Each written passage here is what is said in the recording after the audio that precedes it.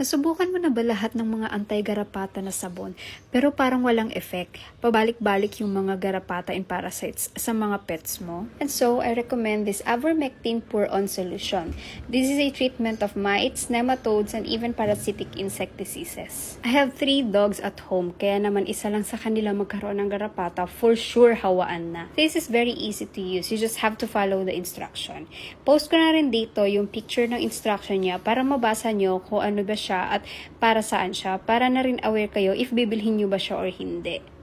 Sa pag-administer, open nyo lang yung isang pack, then ilagay ninyo sa batok part ng pet ninyo. Make sure na yung skin talaga yung malalagyan. Tip lang din, itry nyo to kapag kayong siesta moment nila para hindi makulit. Sobrang kulit na to ni Frankie, kaya buti nataon na antok siya dyan, kaya hindi siya pumipiglas. Yung texture niya is parang medyo malagkit and medyo may amoy siya. Hindi ko sila sabay-sabay nilagyan, si Frankie muna una kasi mahirap na active sila pare-pareho. Baka madilaan nila yung gamot sa batok nila. This is for long-lasting protection kaya possible na after 3 months na ulit ako maglalagay sa kanila.